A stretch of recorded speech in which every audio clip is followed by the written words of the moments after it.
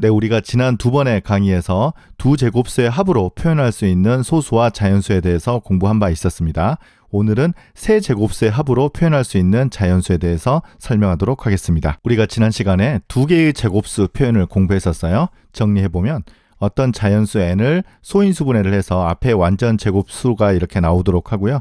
뒤에 이제 스퀘어 프리, 여기는 이제 그 프라임의 지수들이 전부 다 1승인 거죠. 그걸 우리가 스퀘어 프리라고 불렀습니다. 이때 이 자연수 n이 두 개의 제곱수의 합으로 표현될 필요 충분 조건은 이 뒤에 스퀘어 프리 항이 중요했는데요. 여기 있는 모든 이 프라임 팩터들이 2이거나 아니면 홀수인 경우는 모듈로 4로 1인 팩터만 있는 경우에 해당됐었어요. 그러니까 여기에 이제 모듈로 4로 3인 프라임 팩터가 하나라도 있으면 필요 충분 조건이기 때문에 이렇게 두 개의 제곱수 합으로 표현할 수 없다는 것을 우리가 공부했었습니다.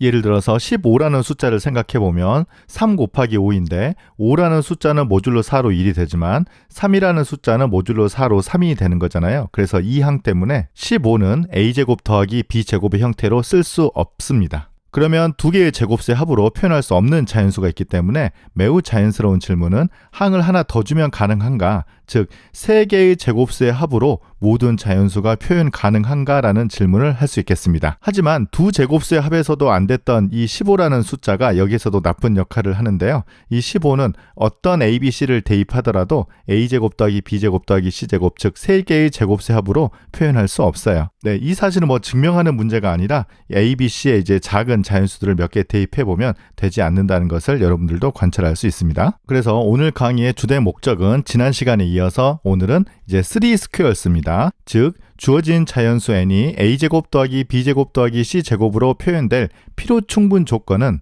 이 자연수 n이 4의 n승 곱하기 8m 더하기 7 이 형태가 아니어야 한다는 뜻입니다. 투스퀘어 시오렘에 비해서는 이 형태가 굉장히 복잡한데요. 사실은 이 세 개의 합이 두 개나 네 개의 합에 비해서 훨씬 어렵습니다. 그 이유를 설명해 드릴게요. 우리가 지난 시간에 두 개의 합의 경우는 a제곱 더하기 b제곱, 그때는 이제 c제곱 더하기 d제곱이었는데 이렇게 d제곱 더하기 e제곱, 이 제곱 더하기 제곱, 제곱 더하기 제곱을 곱해보면 여전히 두 개의 제곱의 합으로 표현할 수 있었어요. 그게 이제 오일러 정리도 됐었고 복소수를 이용해서도 설명한 바 있었어요.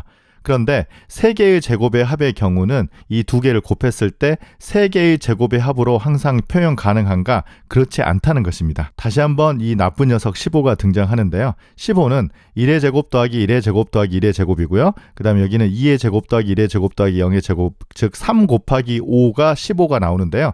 앞서 설명한 것처럼 15는 세 개의 제곱의 합으로 표현할 수 없습니다. 두 개의 제곱수 합에 대해서는 이 식이 성립하기 때문에 이 곱하기가 되는 거잖아요. 그래서 각각을 최대한 쪼개서 우리가 공부를 하면 된다. 즉 프라임, 소수에 대해서만 이 두 개의 제곱수의 합으로 표현을 공부하면 충분했었거든요. 그래서 지난 강의가 두 개로 쪼개진 이유가 첫 번째는 소수, 두 번째는 이 식을 이용을 해서 임의의 자연수로 우리가 공부를 한 바 있었어요. 그런데 세 개의 자연수 합의 경우는 이 식이 성립하지 않잖아요. 그래서 이 n을 프라임이라고 놓고 공부할 수가 없습니다. 그래서 세 개의 자연수에 대한 이 문제는 훨씬 어려운 문제가 되는 거예요. 그래서 이러한 이유로 이 필요 충분 조건을 양쪽을 다 증명하는 건 매우 어렵습니다. 일단 오른쪽에서 왼쪽으로 가는 증명은 훨씬 어렵습니다. 이건 이제 르장드르에 의해서 증명이 되었고요. 사실 여러분들이 이쪽 방향에 대한 그 정수론 책에서 증명을 찾아보면 지금은 이제 현대적으로 이제 디리클렛이 증명한 방법이 조금은 이해하기가 그나마 낫지만 이 정수론 시간에 이해하는 것은 조금 어렵습니다.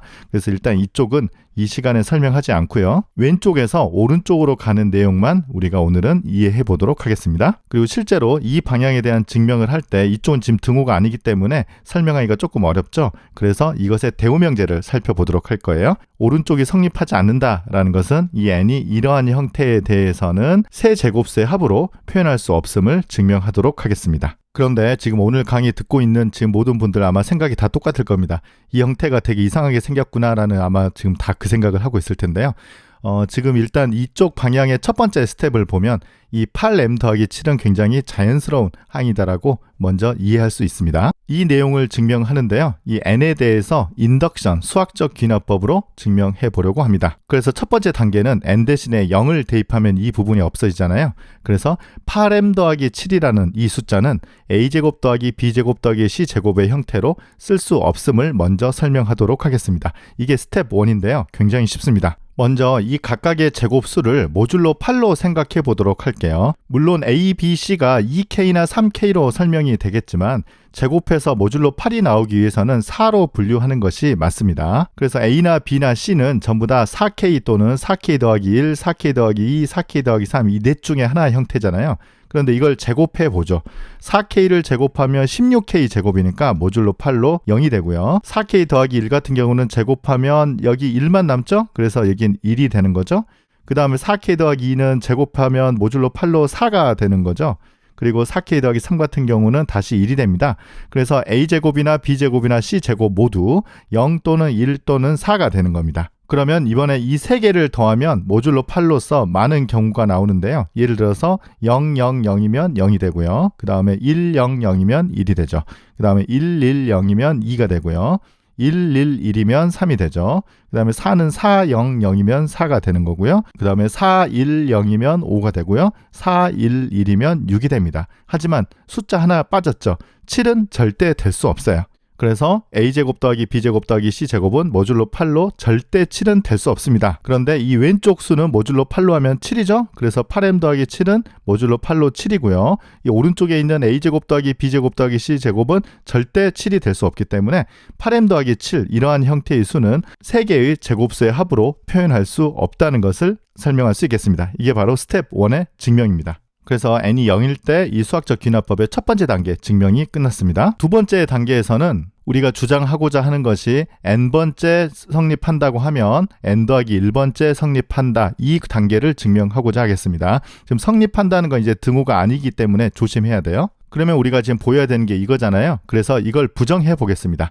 그래서 4의 n승 더하기 1 곱하기 8m 더하기 7이 3개의 제곱수의 합으로 표현할 수 있다라고 잠깐 가정해 보고요. 이 식을 스타라고 하겠습니다. 그러면 이 왼쪽 식이 4로 나눠지니까요. 모듈로 4로 계산해 보면 이 오른쪽도 4의 배수이기 때문에 A제곱 더하기 B제곱 더하기 C제곱은 0이 되는 거죠. 그러면 앞서 모듈로 8로 계산한 것처럼 모듈로 4로 이 A, B, C를 한번 분류해 보겠습니다. 그래서 2로 이렇게 분류를 하면 되겠는데요. 그러면 A제곱, B제곱, C제곱은 2K인 경우는 제곱하면 모듈로 4로 0이 되고요. 2K 더하기 1이면 모듈로 4로 1이 됩니다. 그래서 A제곱, B제곱, C제곱 모두 모듈로 4로 0 아니면 1이거든요. 그런데 3개를 더해서 0이 되었기 때문에 이 1은 절대 될 수 없어요. 왜냐하면 0, 0, 0은 0이 되는데 이 중에 하나라도 1이 포함되어 있으면 절대 0이 될 수 없죠. 왜냐하면 다 더해서 4까지 갈 수 없기 때문이죠. 그래서 이건 절대 벌어질 수 없다. 즉 이건 절대 벌어질 수 없기 때문에 A, B, C 모두 다 짝수라는 결론을 내릴 수 있습니다. 그래서 A를 2A1, B를 2B1, C를 2C1이라고 쓸 수 있어요. 그러면 이 관계식을 여기 빨간식 여기에다가 대입해 볼게요. 그러면 왼쪽은 4n승 더하기 1, 8m 더하기 7이고요. 이 오른쪽은 2a1의 제곱, 2b1의 제곱, 2c1의 제곱이 되고요. 이거 제곱이기 때문에 4가 나와서 4로 양변을 나눠주면 이 식은 a1의 제곱 더하기 b1의 제곱 더하기 c1의 제곱으로 쓸 수 있습니다. 즉 이 말이 무슨 말이냐면 4의 n승 곱하기 8m 더하기 7이 3개의 제곱수의 합으로 쓸 수 있다라는 뜻인데요. 우리가 지금 이 말은 반드시 a, b, c가 아니라 4의 n승 곱하기 8m 더하기 7이 3개의 제곱수의 합으로 표현할 수 없다라는 가정이었잖아요. 그런데 이걸 가정했더니 4의 n승 곱하기 8m 더하기 7이 3개의 제곱수의 합으로 표현할 수 있더라가 나왔기 때문에 이 가정의 모순이 됐습니다. 그래서 이 모순이 어디에서 생겼냐면 이 별 스타를 가정해서 생긴 거잖아요.